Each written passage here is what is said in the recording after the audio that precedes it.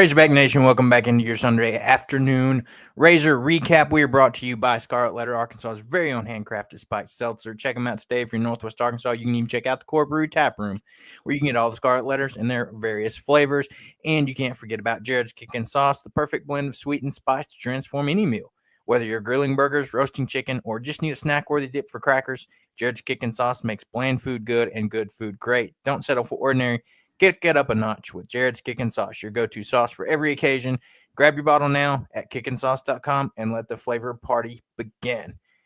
And don't get us wrong, we're going to talk about this not terrible, but unfortunate loss in basketball against Florida here in a minute. But we're going to dive into some football updates and transfer portal updates before we dive into that. Ronald, Razorback Nation, go check him out. But Arkansas has made a couple additions to the team, one on the coaching staff, one in the player department here, and we'll just jump right in. Nick Perry will be joining Arkansas as Arkansas's new DB's position coach. Spent this previous season with Seattle, and then previously coached at Alabama as a grad assistant after playing for Nick Saban and Kirby Smart at the time at Alabama. In 2017, he was a graduate assistant. He stayed there until the end of 2019 season, jumped over to Atlanta as the assistant defensive backs coach from 21 to 22, was the Falcons receivers coach in 23, was a defensive assistant this past season for the Seattle Seahawks, and now he is headed to Fayetteville, Arkansas to take over the defensive back position coach, replacing Darren Wilson that left to head to Georgia State. I mean, a guy getting his first real, opportunity in the college world here after being a graduate assistant, coming from that Saban tree under him and Kirby Smart both. So got some great teachers there. I'll be interested to see how this hire works out for Arkansas. But, you got a young guy that, he's 33. So, he's on the younger side of the coaching spectrum there. Guy that played at Alabama, has some NFL experience, was a player on the practice squad for Baltimore and Philadelphia. So, it was in the league kind of for a little bit, at least in some sense. What's your thoughts on this coaching hire, for Arkansas replacing Darren Wilson? Yeah, man, if you can get anybody on the Saban coaching tree and from the NFL, that's solid. I don't know what else to say. As a position coach, I don't think you can do much better than this. And he kind of came out of left field too. I didn't hear anything about him really until it was done. So I don't know. I think it's a good pickup, and we'll see how it goes. But hey, I don't see anybody better right now that could coach these guys up. So I like it a lot. Yeah, I agree. I mean, coming from that mentality, being able to bring maybe some of those things that, Saban and Smart taught him at Alabama, Saban being a DB secondary coach by nature. And then, you have the defensive mind of Kirby Smart as well. Both those guys kind of helping, Nick Perry at Alabama. And, his seasons at Alabama as a playing career, he did play played safety for 5 seasons at Alabama, came out of Prattville High School. He won consecutive BCS titles in 2011 and 12, was an undrafted free agent with the Ravens on their practice squad during 15 and in 2016, was a member of Philadelphia Eagles, but was released after training camp. So a guy that, has been there, done that, if you will, as far as, national champion experience, understanding how to win at that level. Maybe he can bring some great mentality to this secondary. I mean, not that our secondary has been absolutely terrible as it has been in years past, but you saw some issues last season. Not sure if that was personnel or necessarily depth issues, but with what we got coming in, some guys coming back, I'll be interested to see what he does with this DB room that's got some Yeah, a lot of young and unproven talent. You think you got Selman Bridges coming back, didn't play a ton this year. You got some of those top JUCO guys coming in that they've proven they've done it at that level. Can they do it at this next level? And then Jordan Young coming in from Cincinnati. So you got some guys that have played. He previously played at Florida, but from Cincinnati. So some guys coming over from different spots. So it's going to be interesting to see how they piece together this room, and if he can make an improvement, in this offseason as we get into spring ball and then fall camp. Yeah, and I want to be clear. I don't think Darren Wilson did a bad job Right. overall. From what he came into versus what he's leaving is immensely better, right? But I feel like that's a stepping stone to what someone like Nick Perry, someone like with the experience he's had, can make him go that one step further. And honestly, if we're talking about our defense this year, that was about the only thing that they were missing, was good DBs, especially corners. And a lot of it, I feel like a lot of it was miscommunication here and there, a lot of blown coverages. I think they have athletes that can play, and then in the SEC. So all they need is I think mentality is probably the big thing. Mentality and I guess toughness, So, yeah, I don't know. I'm excited about it, and we'll see how it goes. And the thing is, with coaching hires is always hard, because you kind of have to go off of what a team has done in the past. So you don't really know what you're getting when they come here. You don't really know how well they're going to melt within the culture of a team. But from who he's had to endure, with Saban and Smart, I really think he's going to bring a good part of the culture. He's going to improve the culture when he gets into the locker room. Agreed. I mean, like you said, out of left field hire, not a bad one. I mean, it's probably one of the better ones out there that, at this time of the year, you're looking for a guy. You're going with a guy that, hasn't necessarily done it at the college level other than being like a grad assistant at Alabama. But I mean, you do it at a higher level in the NFL. And so, yeah, I'm excited to see what he's going to do with some of these guys, hopefully develop and pushing them to, progress further. Not diving into it too much, but the one big improvement I want to see next year, as far as guys that are returning, is James Singletary. I think for next year, he's got to step up and make some progress forward, or he might be a guy that you're looking at the depth chart, might not be a starter next season. He transferred over from Georgia after a season, a 5-star guy, and the talent hasn't been there, or the talent hasn't necessarily been there, but it hasn't been shown, and it's a couple seasons of favorable. But love to see this hire. Can't wait to see what happens and, what we're talking about in fall camp with him, and kind of see how the changes in the secondary we'll see next season. Now on the player side, Arkansas got a commitment today, one that was rumored after he entered the portal just, a few days ago after their appearance in the FCS championship game. We mentioned it even last week on Thursday's episode. Arkansas did get the commitment from Montana State transfer tight end Rohan Jones. After making an appearance and losing a close one, 35-32 to North Dakota State in the FCS National Championship game, he jumped in the transfer portal and is going to try to jump up and do it, at the Division I level, at the FBS level with Arkansas in the SEC. In 2024, he had 30 catches for 470 yards and 9 touchdowns. That was second to Harold Fannin. And if you know that name, that's, was one of the top tight ends in the country that, is entering the draft this year, but he'll come in with 1 year of eligibility. He's another guy that you're taking a chance on to see if he can make the step up to the next level. We're finally getting some depth in this tight end room. You've got Andreas Puska, the one that is returning from last year, and then Jaden Platt that's transferring over from Texas A&M, and now you have Rohan Jones. The only other guy that is to be determined, I will say, is Shamar Easter. He moved to wide receiver for the Liberty Bowl. Not sure if he's going to remain in that or move back over to this tight end room. But, as far as numbers, I mean, he's a guy that was pretty impressive for Montana State. not a ton of yardage, but a lot of catches, and 9 touchdowns is big for a tight end there. Showed that they like to utilize him, and we know historically Petrino likes to use his tight ends.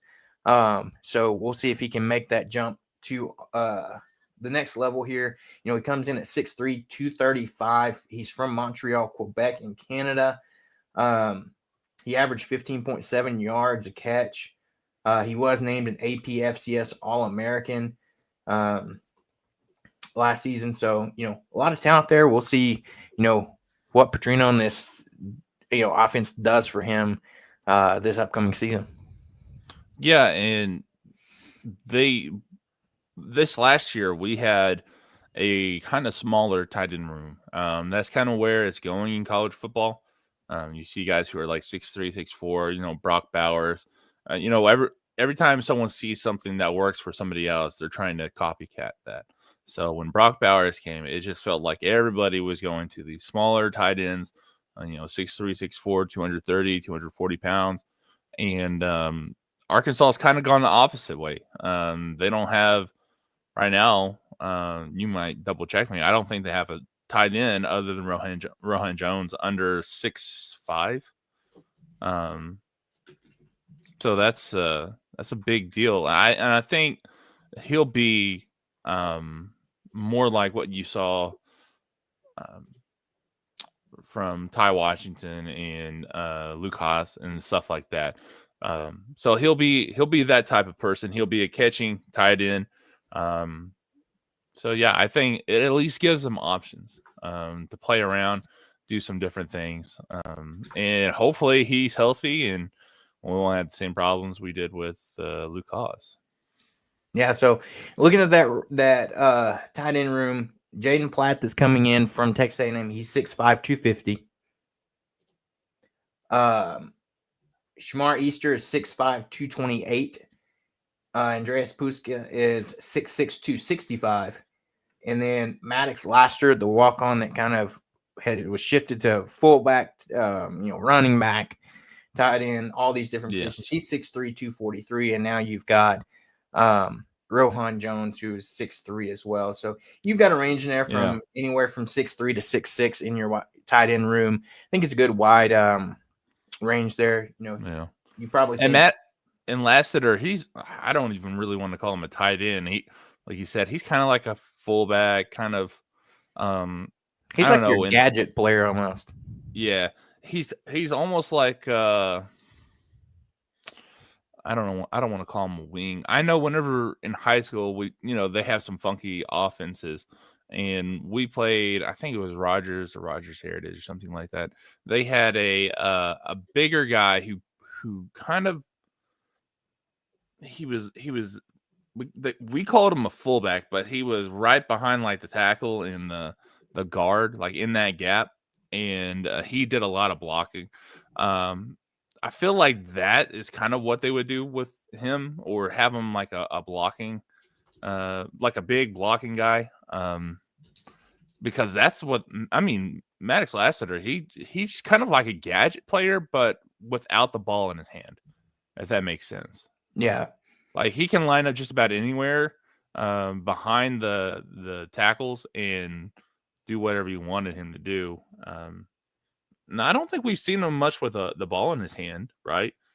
I think there towards the end of the season, he was targeted a handful of times, right there in, but never really saw any receptions. But he's a guy that Pittman seems to be pretty high on. So who knows? I mean, being on the coach's good side, we'll see what he does this year. But yeah, I mean, it's going to be interesting. I mean, think about Montana State, Petrino dipping into his Montana roots there, going after, a guy from that state. He previously, Rohan Jones spent the previous season at Maine before he transferred to Montana State in the previous January. And so, like you said, it'll be interesting to see the way the shift has been for the tight ends, how things have been. You've shifted to some smaller type guys. Like you said, think about Ladd McConkey, not Ladd McConkey, Brock Bowers for the Raiders now, came out of Georgia. And then, so it's going to be interesting to see. Shout out Transplant Texan. Glad to see you back here again. So I'll be interested to see how we do this tight end room next year. Hog fan here says, hate to see Arkansas not picking up these top star athletes, but maybe these guys will come in with a chip. Maybe so. I mean, it's like we talked about before. Arkansas's kind of playing a gamble game with their pickups this year, trying to go the approach of not spending a ton of money, but going for a little bit more of quantity over, spending top dollar and getting less guys. And, see if these gambles are going to work out. I mean, that's what you've seen with a handful of these pickups, guys that, have had a little bit of success and aren't star players. But can we find an Andrew Armstrong, a Drew Sanders type of guy? Like, yes, Drew Sanders came from Alabama, but an Andrew Armstrong coming from a lower level, guys like that. And Andrew Armstrong, like Hog fan here says, worked out great, but that's not guaranteed. And so that's why I think you're seeing these guys. We're picking up more quantity guys, you think, comparatively, instead of going after those top star athletes that's going to demand top dollar. I mean, that's why most likely you let Luke Has walk. Yeah, and if you've ever seen Moneyball, it has Brad Pitt and a few other actors in it. If you ever seen that, they're basically, I feel like they're doing that, they're just finding these guys who do one thing super well, and then they're going to utilize it later. And with the amount of people who left, they have to do this. Which also I would kind of push back about Rohan Jones. I mean, on paper, he might not be a star athlete, but like I said in the last episode, these guys who are at the top of the FCS, they're some of the best. They're obviously the best football players in that league. But I think most of them are probably just underutilized or underlooked at in the recruitment process, and they're probably bona fide, D1 athletes. They just hadn't played, or not D1 FBS athletes. They just hadn't had the chance yet. So yeah, with Montana State, North Dakota State, all those really elite programs in the FCS, you get guys from there, especially ones who produce like this for them. Yeah, I'm not like oh, it's a done deal, it's the best recruit ever, but I'm kind of excited to see what he can do. I agree. I mean, I think it's going to be the utilization between these guys. It's going to be interesting to see, because I would think we continue to use Andreas, the guy that's returning, as more of probably your blocking tight end. But I mean, you saw him against Mississippi State catch a couple touchdowns, so we can do that. Yeah. And then maybe a guy like Rohan Jones or Jaden Platt, guys that maybe you have them run a little bit more routes and be your kind of pass catching tight ends. It'll be interesting to see that utilization, because I mean, it wouldn't be surprising to see Petrino run some two tight end sets. We know he loved to do that and, use that along with the run game, but also think about how he used those guys in receiving when they see it previously. So I'm excited to see what's going to happen with Rohan and these other guys that we're bringing in the tight end room. It's going to be weird not seeing Luke Has next season, but well, we will see him next season. Well, we will, just not in a Razorback jersey. Yeah. So a couple of ads there. One I didn't make a graphic for here, but just because everybody knows him, AJ Green is returning to Arkansas, and a surprise, not necessarily a surprise, but caught a lot of people off guard. Transferred to Oklahoma State after the 2023 season, where Arkansas did not have a great season at all. Kind of just didn't really hold up to expectations with a combination of, you had KJ and Rocket and then AJ and then, some of those other guys. And then he transfers to Oklahoma State. Didn't get to play last season, injures his ACL prior to the season, misses the entire season, and now he's back. And the caveat is he has come back as a walk-on, so he will not be on scholarship, but also, and I've seen some back and forth about this, a little bit of confusion. It's reported that he's coming back to play defensive back, which he was a dual athlete and recruited like that a little bit out of high school. But he's also he's commented on some posts on X Twitter and saying running back. So it's still to be determined, I guess, what he's going to be playing next season. I mean, it looks like our running back room's full before he got here. Who knows? Maybe if he kind of finds his step back after that injury, we might use him there. Who knows? But I would be interested to see him play defensive back too. With his speed, being recruited for that role out of high school, but he kind of wanted to go somewhere that would give him the opportunity to play running back. Who knows? We'll have to see what happens there. But a surprise for me to see him returning over the weekend. Yeah, I mean, if it's a feel good story. So I kind of wrote about it the other day. I said, this whole the portal taketh and it giveth. There's a lot of Old Testament story from it, or a little Old Testament illustration.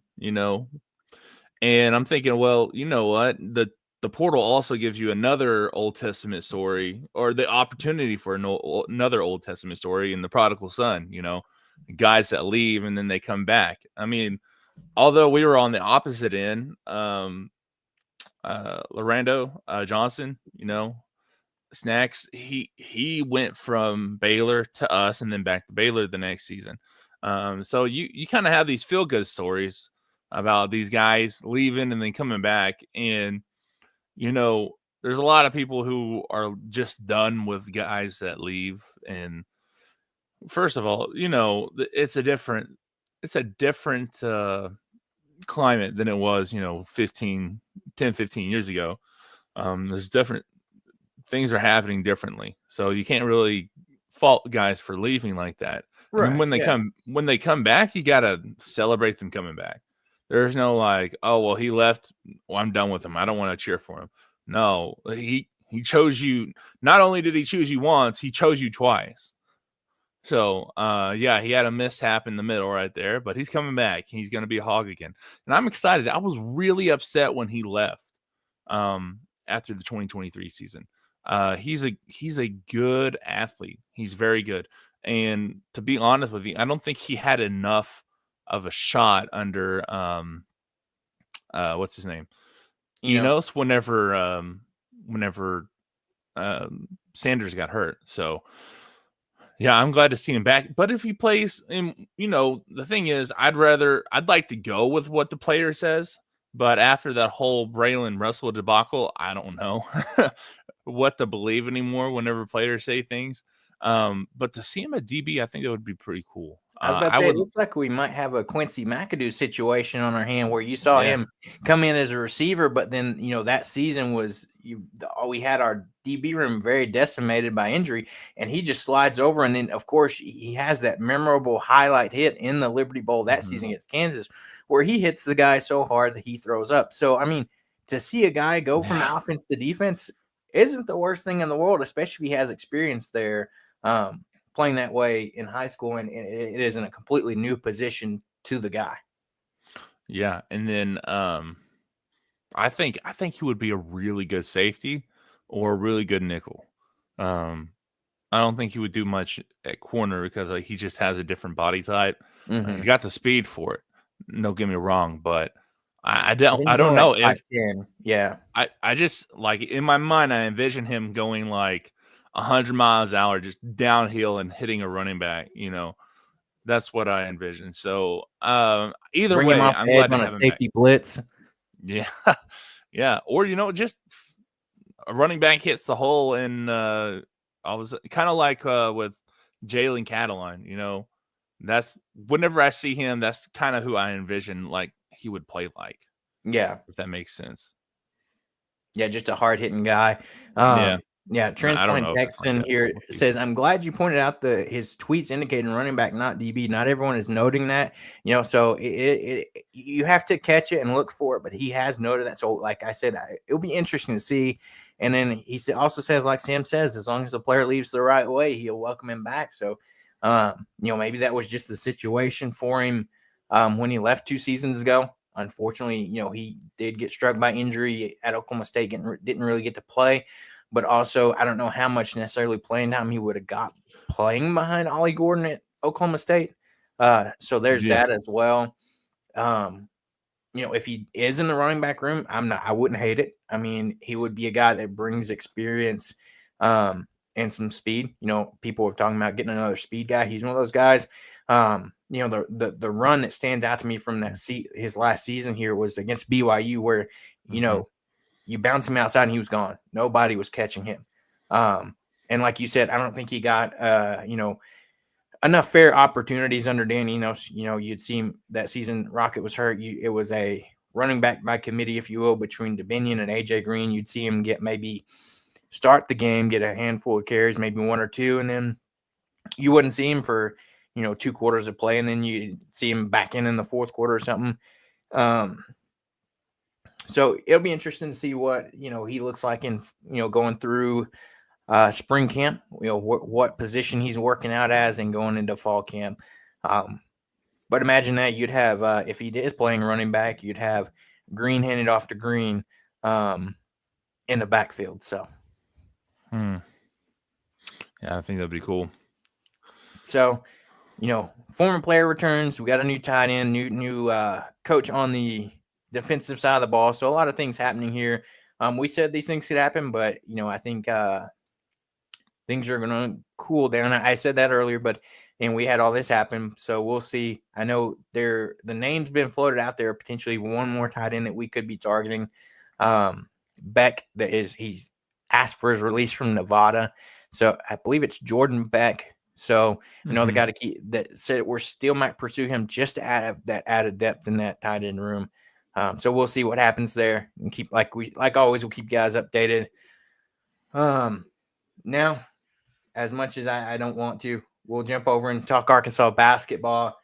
Arkansas loses to Florida 71-63 at home yesterday and drops to 0-3 in conference play. This is the first time John Calipari has been 0-3 in conference play since the 88-89 season when he was at UMass. So it's been quite a while since a John Calipari team has started 0-3 in conference play. He did have an 0-3 start at Kentucky as well, but I don't know if it was necessarily in conference play, but it was noted there. But, I mean, this was a game where, honestly, I was praying Arkansas didn't just get blown out again by 30, because we saw what Florida did to Tennessee.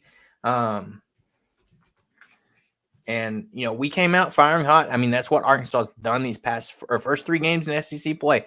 They came out and started really hot, and it looked like for a minute there we were going to be up pretty big, and then we hit our first set of shots there, and Florida just wasn't hitting anything. We were rebounding decently right there at the beginning of the game. And then it was all of a sudden like somebody flipped the switch and roles were reversed there, and Arkansas struggled. Yeah. Man, if you'd have told me this was the outcome, 71-63, before the game started, I'd have been like, you know what? They probably improved a little bit. They actually held their own against a Florida team that's pretty good. But then we watched it, and you just see Arkansas screw up so many times. And then you see Florida, who didn't look nearly as good as advertised. They couldn't hit a 3 to save their lives either. They were at 28%. But the thing is, whenever your own team is hitting 18% of your threes, you're not going to win. I mean, I just don't understand. But it's like, however good their competition is, they're playing just a little bit below it. Yeah. And the thing for me was, we mentioned it before we jumped on live here, was it seemed like we couldn't buy a layup or a free throw to save our lives. I mean, we shot 68% at the end of the day, but you missed 10 free throws and you lose by 8. I mean, that's the difference in the game. I said it a week or two ago. I said, there's going to come a game in conference play where if we don't improve our free throw shooting, it could be a big factor in the game. Not saying that if, we would have made, 8, 9 of these we could have won this game, but there's a likelihood. But like you said, 3 of 16 from deep, 18% is not going to help you when the other team is shooting much better. You look at it, it's frustrating. I mean, it's like Transplant Texans says shooting percentages are decreasing instead of increasing as the season goes along. And that's not great for SEC play. And then he says, could, in quotation marks, Noah shooting system used by Cal be hurting instead of helping players in their shots? I mean, it's tough to think, I don't know what necessarily you do here to kind of help these issues. I mean, one of the biggest things that doesn't help, and I think people are beating this like a dead horse, if you will, is the guy that's supposed to be your quote unquote 3-point specialist, Nelly Davis, was 0 of 8 from the field and 0 of 5 from deep in this game. And, he had that one game against Ole Miss where he looked great in the first half. But other than that, I mean, where's this guy been that we saw shoot 50% nearly from FAU last year? I mean, he's I don't know if there's I hate to keep bringing it up, but I don't know if is it the wrist injuries? Can he just not get in rhythm? Is this offense not work to his strength? I mean, we saw, like you talked about the other day, he handled the ball some in this Florida game. If you noticed that he handled the ball, he did that, but it didn't seem to help get him in any type of rhythm. And again, only 3 guys in double-digit points: Boogie, Adu, or Thero, and Jonas Adu. Thero fouls out of the game. He has 17 points, 4 of 10 from the field, 0 of 1 from deep, 9 of 12 from the free throw line. So he misses 3. He has 3 offensive rebounds, fouls out of the game, 1 block, 1 steal in 20 minutes of play. He's a +4 on plus or minus if you look at it, but I don't know. It's interesting to see, like, what do you do? Like, Coach Cal, he said after the Ole Miss game, if anybody listened to that press conference, he said he's disappointed, but he's not discouraged by this team. He thinks he's going to get there, but it goes back to the case of how long is it going to take to get there? Because you're 0-3 in conference play now, and you're going to run out of wiggle room to get there before you're looking at, potentially being on the bubble of the NCAA tournament.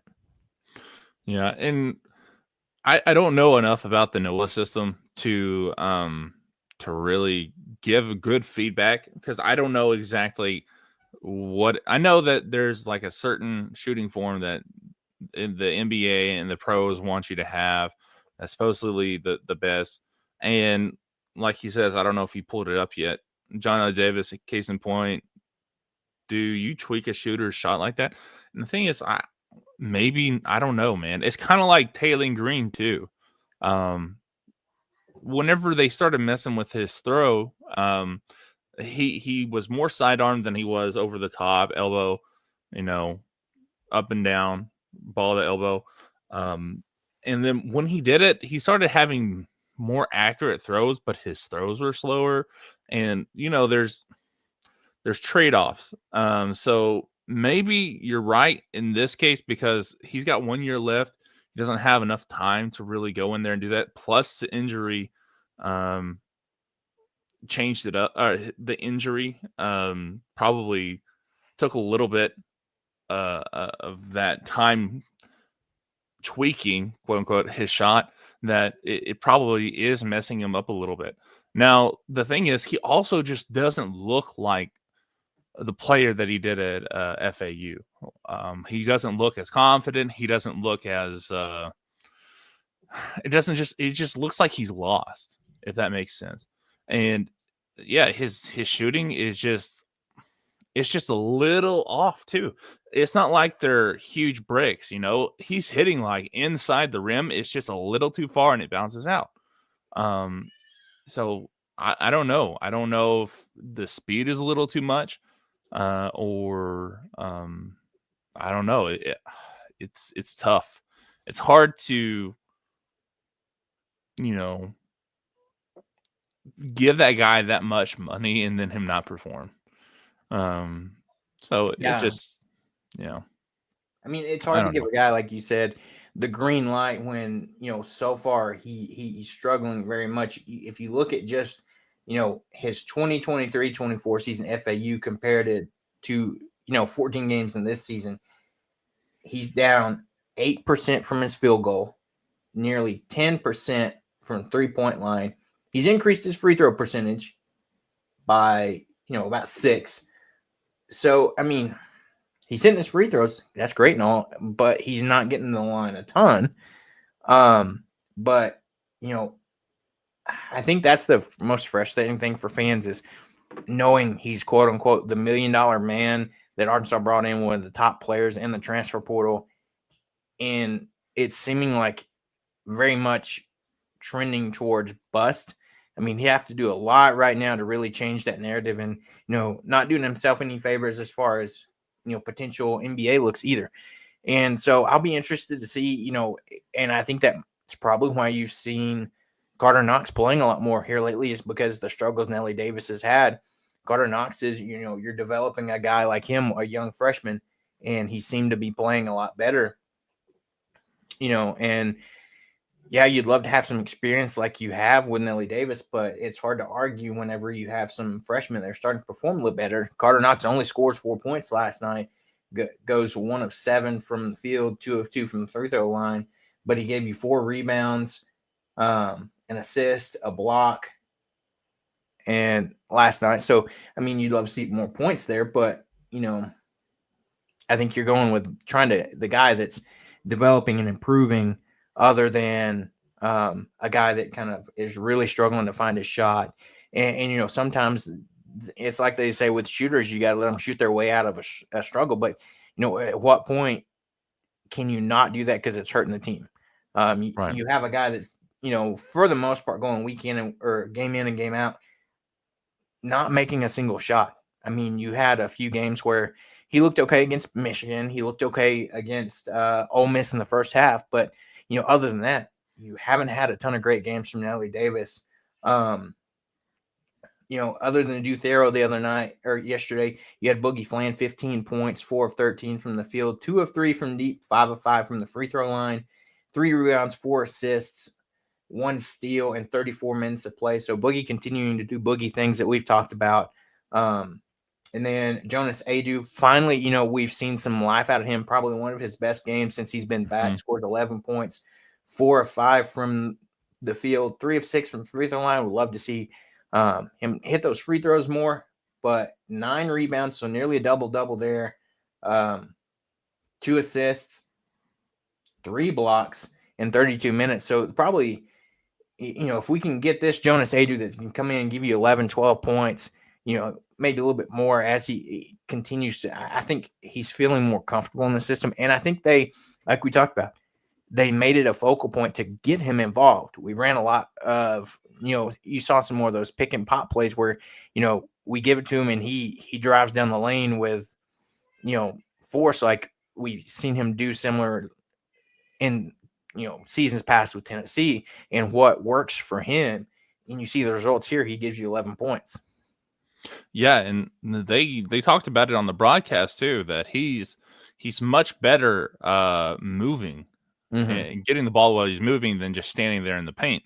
And we'll see if they can figure that out. But the thing is, they need a guy who is able to sit down there in the paint and grab it and go up, because that's, I don't know, the whole thing to me just preaches, or just shows that there's not a whole lot of physicality down there, and that bugs the crap out of me, because I'm a guy who likes watching big physical dudes duke it out under the rim, and it just doesn't feel like Arkansas has that. Arkansas has really tall, really long, athletic dudes, but they don't have guys that wants to go up there and throw it down no matter who's in front of them, and that's a little tough for me. I was about to say, your only guy that really does that is not a big at all, a true big anyway, with a Duthero. he's a guy that, like you said, has that mentality, no fear. I'm going to try to dunk over you no matter what, which is love to see. You'd love to see some of those other guys get that mentality too. But Hey, I mean, did you see DJ Wagner last night? oh yeah, he had My that one big goodness. dunk where it was like the lane just parted and he went up and put it down. Like, I did not have him putting Alex Condon on a poster. That was not on my bingo card. Like, holy cow. Insane. Yeah. And so it's interesting, Transplant Texan here says at first Cal was bragging on Nelly Davis's defensive skills that he brought to the court. He said, just wait for a shooting. We're still waiting, and defense is no longer consequential either. Does Cal bench him? I mean, I think that's kind of what you've seen, not necessarily a pure benching where he's not playing at all, but he's not starting. You see Carter Knox playing that role that Nelly Davis would. And, Hawk fan here says, I mean, Barnes benched Lanier the other night against Texas. He benched it for not doing his job.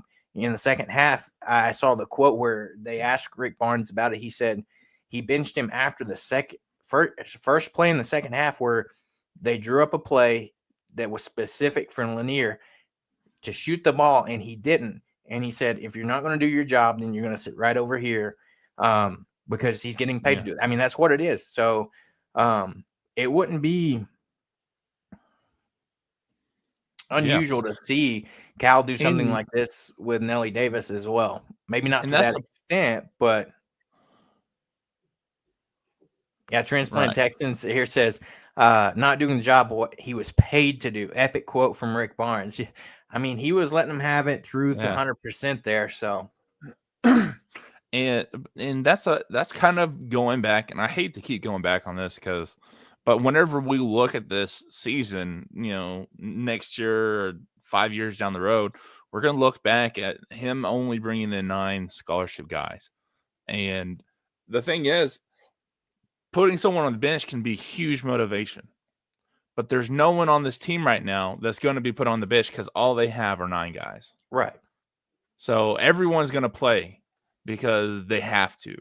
And there's no way to get that motivation from guys who probably need it a little bit more because they're always going to play. Whether it's, 4 minutes, 5 minutes. But the thing is, they really can't afford to have one guy play 5 minutes. Yeah, I mean, because when you look at the roster, I mean, after Billy Richmond, like you go through those 9 guys, and no offense to any of these guys, but I mean, who else are you going to ask to get minutes from? I mean, you're not having a big lineup. You got Casimir Chavis, it's a freshman. He's 6 foot. You've got Aiden Kelly, that's 5'10". You've got Melo Sanchez, 6'4", that transferred over from it was the D2 Hawaii school. Kareem Watkins, 5'8". You don't have a lot of options after, those 9 guys. And like you said, I think he hinted on it after the Michigan game, and I think you'll see a different approach in this next offseason where you maybe fill out that roster a little bit more with guys that will crack that rotation a little bit more than what he did this year. And I mean, hey, at least props for Cal trying something different. That was the big thing that Kentucky fans griped about was, he's just doing the same old thing over and over again. Well, here you have him trying something different, and he's figuring out it's not working very well, and you may have to go back to the drawing board. But, at least he attempted that. So it'll be interesting to see the approach. But as far as this year, Transplant Texan says if the team's not performing, put in a guy like Melo Sanchez. You'll see who is more hungry and maybe motivate a first 9 player to bring it more. That could be the case. It's just tough because I would say yes in any case, but with a lot of this team, the struggle for me in that sense is that the talent drop-off is pretty decent when you drop off after like you think your freshmen that are your kind of off bench guys like your Carter Knox, Billy Richmond, guys like that. Mm-hmm. So, I mean, it's tough. I mean, you saw, like we said, after those 3 guys with double digits with Thero, Boogie, and Jonas Adu. You had DJ Wagner with 9 points, 3 of 11 from the field, 1 of 4 from deep, 2 of 4 from the free throw line. Had 4 rebounds, 3 assists, and 1 steal in 39 minutes. And then you have Brazil, 7 points, 2 of 3 shooting, 3 of 6 from the line, 6 rebounds, 2 blocks, and 3 steals for Brazil. So Brazil was coming out and giving his all. You'd love to see a little bit more on the scoring line, but I think the big thing for me taking from this game is we're going to have to practice shooting free throws more. That and, focused on, I don't know, maybe you take, Nelly Davis played 20 minutes. Maybe you take some of those away and, Billy Richmond played 4. Maybe you have him playing, 10, 12 minutes a game. I don't know what the solution is here. But we've got to figure out something as, we've got to start getting some SEC wins and fast, because you lose a few more, you're looking at potentially, not making the tournament whatsoever. Right. I don't really like this comparison because it's 2 different coaches. But every single year with Eric Musselman, we saw them do bad in January. Probably, I don't know if this is, it's been this bad, but also Musselman didn't play the type of teams that Arkansas is playing right now. He didn't have 3 of the best teams in the SEC come at you back to back to back. So hopefully they do start gelling, and I have a little bit of hope, not a whole lot for Nelly. But I still have hope because we've seen him do it. We've seen him come out and take over games and, shoot lights out from deep, but he just hasn't yet. Don't know if he ever will, but I still have hope that he does because I've seen it before. But the thing is, if this were Eric Musselman, I wouldn't feel nearly as anxious about it as I do with Coach Cal. Because to be fair, this dude, he hasn't had this type of adversity in a very long time. In a very long time. He's used to just going out there and 40 years in a long time. Right. And I'm not saying he won't step into the challenge. I'm not saying that, because the reason why he gets up to that level is because of the way he steps up to the challenge in the past. So hopefully he can go back to his roots, find that, and then start, pushing back against all this narrative about him, especially from Kentucky fans. Speaking of, Kentucky fans, I do not understand why they are so obsessed with John Calipari. It's like they want to see him fail. They do, and it's he's the guy that brought you a national title. There's a lot of them that are saying oh, we're so glad he was leaving, and then they won't leave him alone. Right. So I think they were a lot more hurt than what they're talking that they let on. Yeah. Transplant Texan says fans didn't expect a seasoned Hall of Fame coach who is the king of one and done rosters, bringing players from the Kentucky roster and his Kentucky recruits, to have issues fielding a tournament team. And I think that's probably part of it as far as the frustrations with Arkansas fans is, you've got a coach like John Calipari, Hall of Fame guy, brought in some of his players from Kentucky. You have some continuity there. You bring in, some top recruits that were committed to Kentucky, followed the coach, and you're struggling. You bring in an all SEC player like Jonas Adu. I mean, if you just hand me this roster on paper and said, "Here you go," I'd be like, "Okay, yeah, that looks like a great roster." Probably he's going to be one that's good to compete. And so it's just weird to see the struggles that we've had so far. I mean, if you look at it last year comparatively, Arkansas started 0-3 in SEC play last year as well. Losing to Auburn, Georgia, and Florida, 2 of the 3 being road games. last season, and then finally picked up a win. But we want to see them turn it around, and we're going to have to start doing that pretty quickly. Yeah, because you look at the rest of the schedule for these next few weeks here. We go to LSU on Tuesday to kick, tip off 8:00. You go to Missouri. Those are some more on the winnable side games. They are road games, which is always tough. And then you come back home and play a Georgia team that surprised a lot of people. They come out and surprised a lot of people. Surprised Kentucky. Surprised Kentucky for sure. And then you've got Oklahoma coming to Bud Walton after Georgia. And then there's that one big circle that a lot of people has been circling. February 1st at Kentucky. Yeah.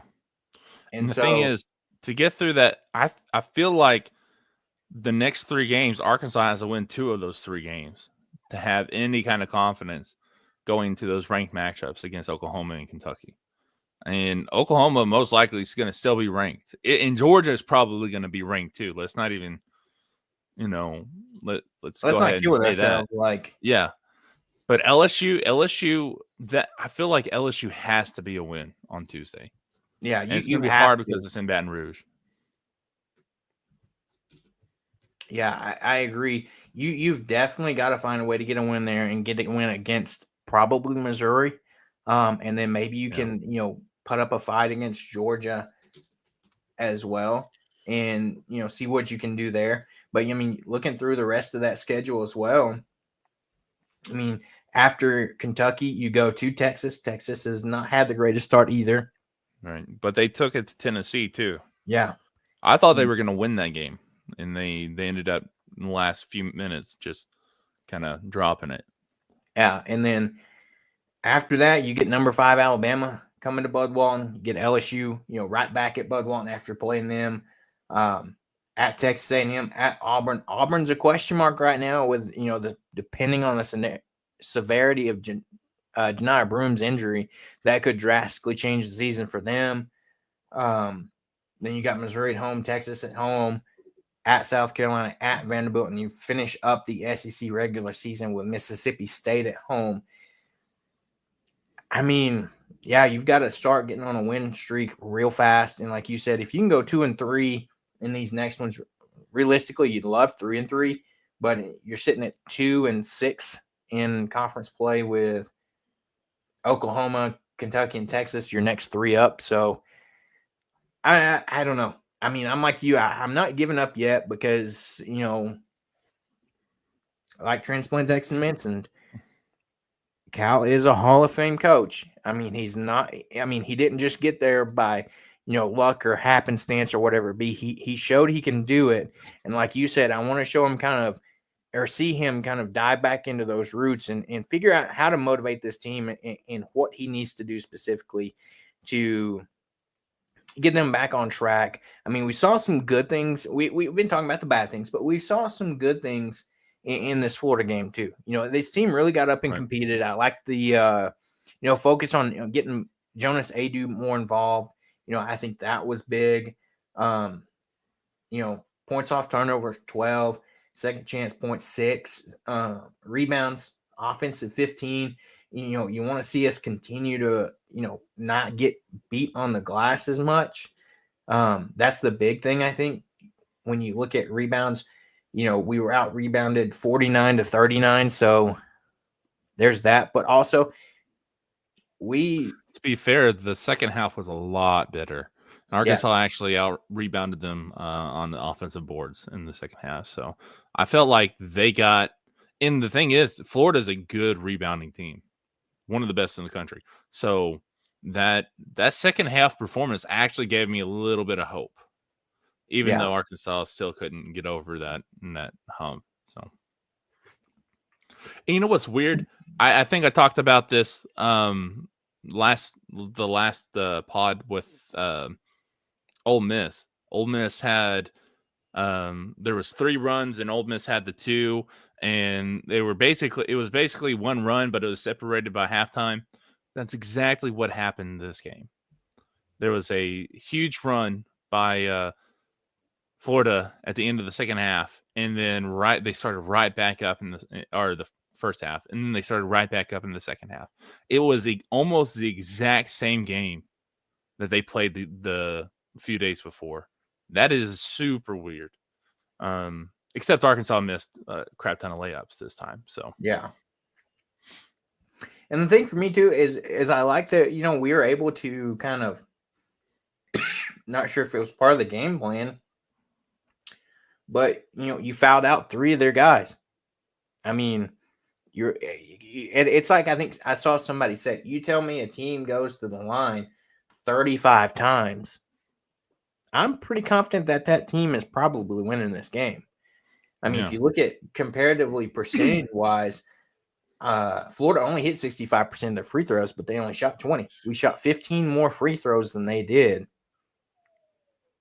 but just missed 10 of them. So, or 11. So there was a part in the press conference where Calipari was like, how did he put it? This isn't AAU. They're not going to bail you out with fouls and stuff like that, and you're not going to be able to. So you got to go and you got to try to make the layup and blah blah blah, this that and the other. I'm thinking like they kind of did. They called a lot of fouls on Florida. First of all, a lot of them were ticky-tack fouls. That was a rough officiated game all the way around. I was about to say, why it was like 3 fouls against Florida, 21 against Arkansas. Yeah, it went over like 45 minutes. Yeah. That's nearly a foul. That's nearly over a foul a minute. Yeah. No, it was rough. It was over the top. And the thing is, they would let anything go to anything they wanted to go underneath the rim, and then they would call touch fouls on a half court. Like, what the heck are you doing, man? So to a point, like, sure, Cal's right. You got to try to make the layup every single time you go in there. But going in there for fouls and them actually calling the fouls, that happened. They just didn't hit their free throws. And the thing is, if they would have went in and got some of these bigs out a little bit before they ended up leaving, which I don't think any of their bigs actually left the game. They had a few that were in foul trouble. Let me see. Yeah, Condon had 3, but he had 3 at like halftime. I'm not sure how he didn't foul out. It's kind of nuts, but yeah. Well, you had Ruben Chinula there, 6'10" center, foul out of the game. Right. And then Thomas Howe, 6'9" forward, fouled out as well. And then you had their guard, Aiden Martin, was the other guy that fouled out of the game for. Right. So you had 2 of their bigger guys, Chinula, their true center, but yeah, I mean, you didn't necessarily get beat a ton. Like Walter Clayton, put up 12. Alex Condon put up 12. So not necessarily killing you there in the points side of things, but you had Alex Condon 10 rebounds, Chinula 7. You had Alexis 7, Howell 7. Like they just kind of outworked you on the board.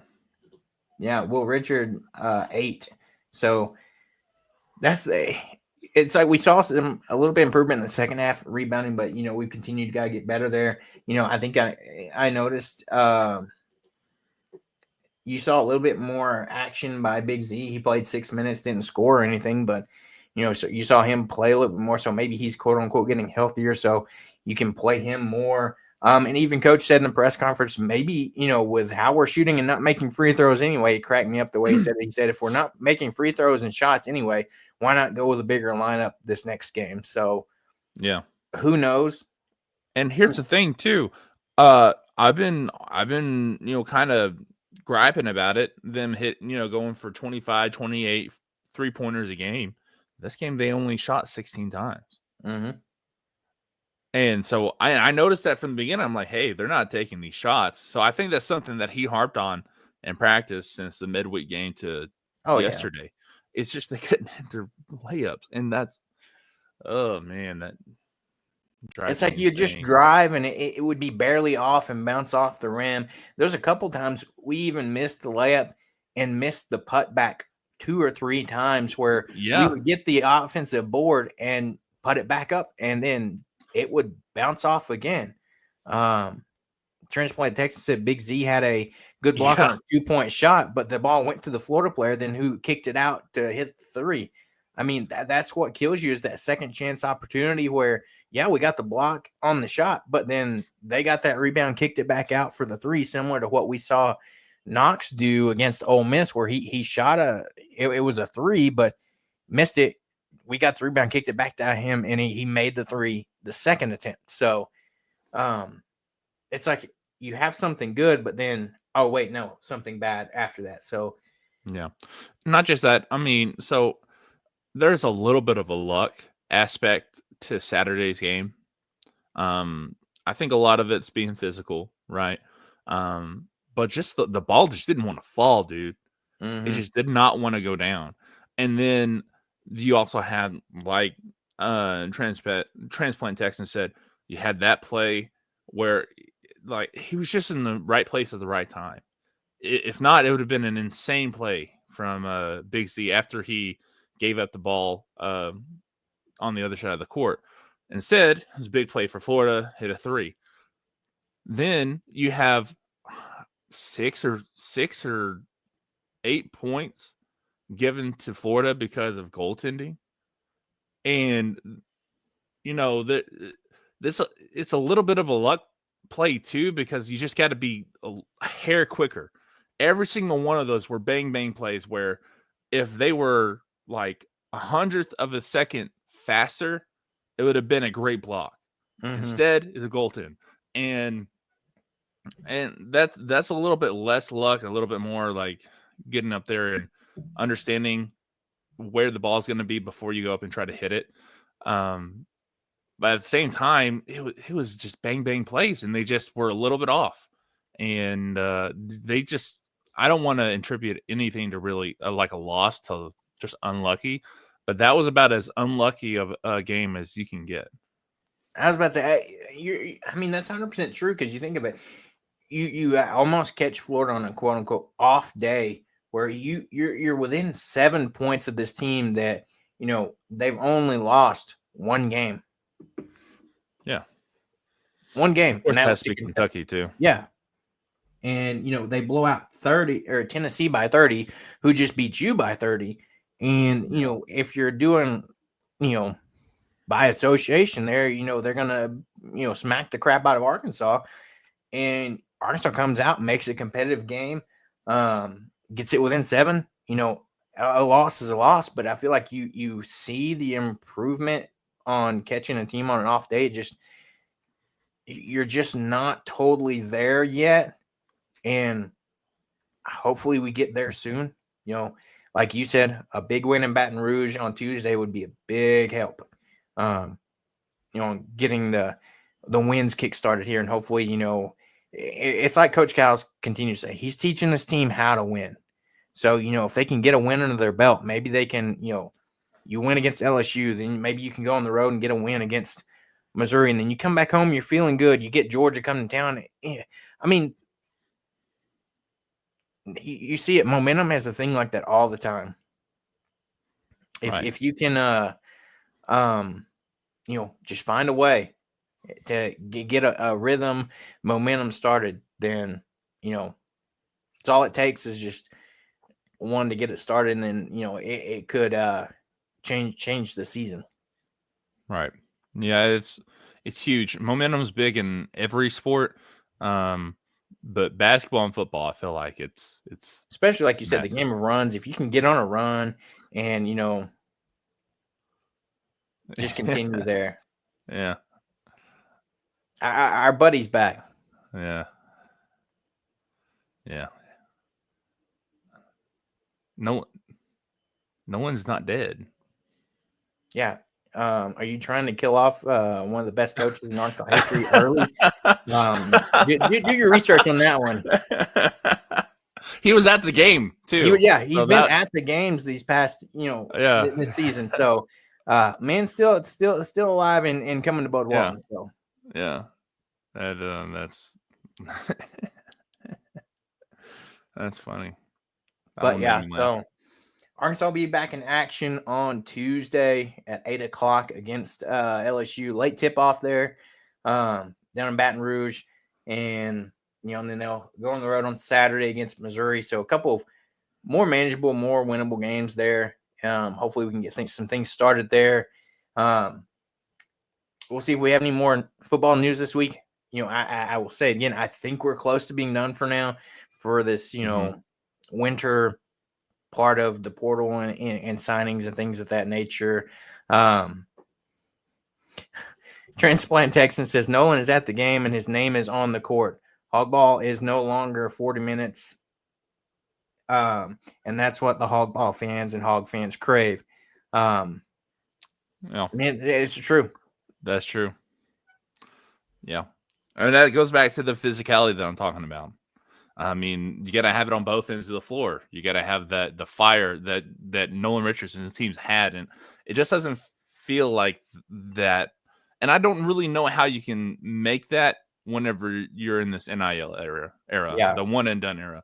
And I don't think there's been a team like that since probably the early 2000s. I was about to say Mike Anderson tried to replicate that, but didn't necessarily get there. But if you see any of these interviews of former players that played for Nolan, they talked about just how intense practice was. He said for the first, few weeks of the season, all practice was they'd come in and just run. They would run up and down the court and, but then you notice that later on in the season, like once you got to, kind of like conference play, other teams would be getting tired and you know what, they're fine. And then, I think specifically back to, a guy like Corliss Williamson, the physicality that man played with was insane. He's a guy that, on top of, these other teams getting winded, he starts taking the physicality to you. You didn't have a shot. Yeah. So. But. Yeah, it's rough. Yeah. At the end of the day, it's been a tough start conference play for Arkansas. Hopefully we can get it turned around. I'm kind of on the sense of what Coach Scout said. I'm disappointed we've lost these, first few, but, not 100% discouraged yet. I see the talents there. I see the slow improvement. I think if we can just get over that hump and get one under our belt, maybe that can, trigger some momentum, some rhythm, and we can get things straightened out here. And, like Coach Cal says, let's see this team when we get to the end of February, beginning of March. So, and who knows, it may be one of those things when we're getting towards the end of the year that it's going to be one of those things where it's his first year here and we're going to have to accept the fact that it might not be his best, but we'll come back next year with some, we already talked about the potential for this backcourt next year with the guys already committed. He goes out and gets a couple other guys and, we'll have to see. But at the end of the day, you just got to watch it and see what happens. Like I said, Arkansas will be back in action on Tuesday against LSU. On the road for that one, on the road for Ole Miss before they get back home against Georgia. So we'll keep you guys up to date on all things going on in Razorback Nation. Gymnastics is about to start up. It's exciting. They had their first kind of like a 4-team match in Oklahoma City this past weekend. And that first gymnastics meet and Bud will be here sooner than you know it. All that is one thing. All of these gymnastics meets for this season, all of the meets will be in Bud Walton.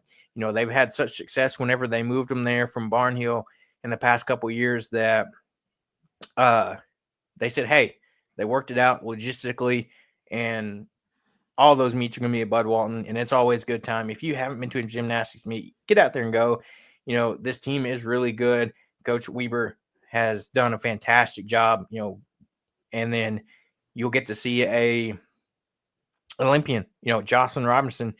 She was an alternate for this the USA gymnastics team, but she went over, was part of the Olympics.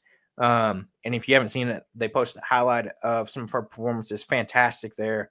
So, get out there and watch that. And if you haven't seen it, go check out the show Special Forces. Coach Weber is on that show where they take celebrities and athletes and run them through some Special Forces training. So the first 2 episodes are out now. I've watched them. It's pretty interesting to go watch.